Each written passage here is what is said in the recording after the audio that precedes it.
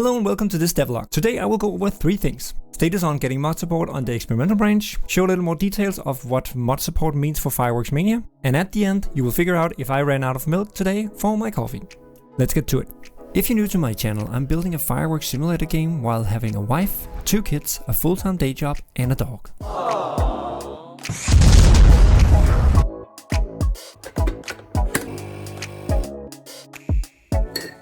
Whew.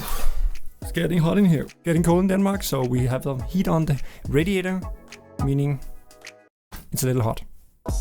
As you might know, the next big update for Fireworks Mania is mod support. I plan to release that update in the end of 2021, most likely in the second half of December. To make that release as good as possible, I'm currently working on putting this early version I have right now on the experimental branch, which means you guys can join in and try out that version and provide feedback, find bugs, and help test out the game. Because this is not a simple update of the game, because there's also a lot of tooling and guides and video tutorials I need to create to get modders started creating mods, because mod support without modders creating mods is kind of boring. I'm spending a lot of time creating that, and that's basically what I spent this entire week on doing.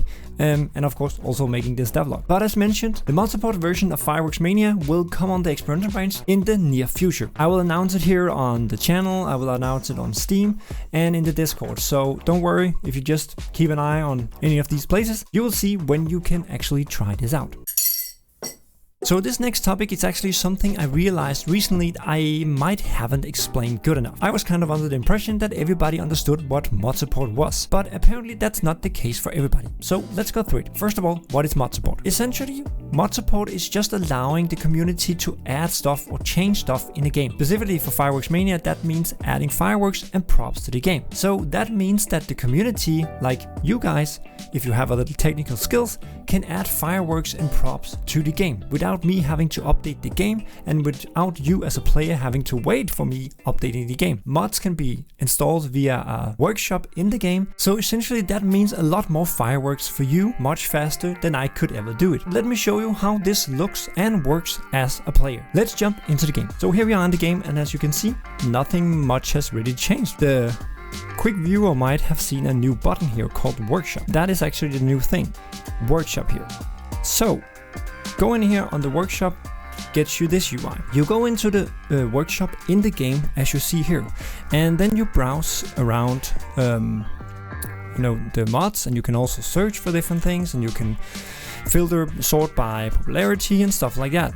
And then you can click in here and you can see some information about the various mods, and if you want this mod, for instance, this one, then you just subscribe to it. Ah, sorry, I was subscribed. Sorry. You can see actually here in collection, you can see what I'm actually subscribed to. Let's unsubscribe for everything and go into discover again. And let's say, okay, we want this one, and this one. And then in here, you will see the mods are very small, so they are very quick downloaded. So often you won't even see this. And now that I have subscribed to a mod, just like in the Steam Workshop, it will automatically update once the mod is updated, but it will of course only do it when you start the game. So it will keep it updated once you subscribe to a mod. That's basically what we can do here. Then we can go in, we can start a map. It doesn't really matter, it works in all the maps. And what happens is that if you start a map like, let's say, the range, when we get into the game, in the background, the mods has been loaded, the mods you subscribe to, because they're placed in a specific folder. We'll get into that in a detailed video later on. But from a player's point of view, you can just hit tab as you used to go into the inventory, and here you have basically the same as you used to. Only change for now is that we can now scroll in here, because now there can actually be more than we could previously show. So that's a good thing. But as you will see in the top, we have something called Workshop. And in here, you have all the fireworks and props, for that matter, coming from mods. So here you can see, different cakes, rockets, firecrackers, novelties, tubes, and you just do as you used to do, just place them here, and we can take, this one, like that. We can take a spooky one here. I haven't tested some of these in a while, so let's see how it looks. So basically you just work with the fireworks as you used to, and you can also link them together.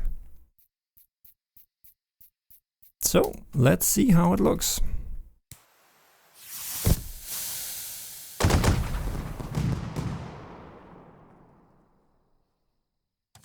this one, this one.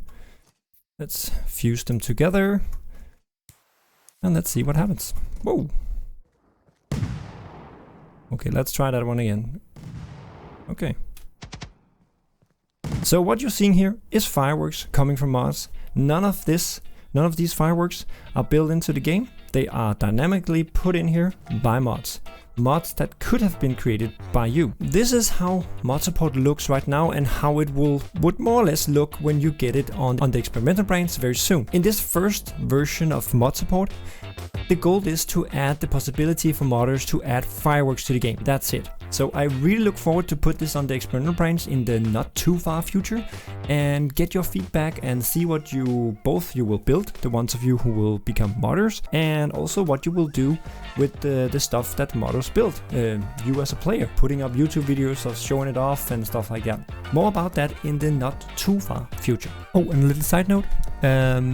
Remember to subscribe, hit the bell notification, because I'm a real YouTuber. Not really, but anyway, hit the bell, the subscribe thing, so you get notified once these updates comes out. Another good thing, if you don't have the game, Fireworks Mania, on Steam, you can find a link in the description. Thank you. You can follow and wishlist it on Steam to be sure that you see the news that I post there about things getting ready on experimental or the new version coming out and stuff like that. And if you want to join the discussion about what's going on in experimental or the game as a whole, join the Discord. Also a link in the description.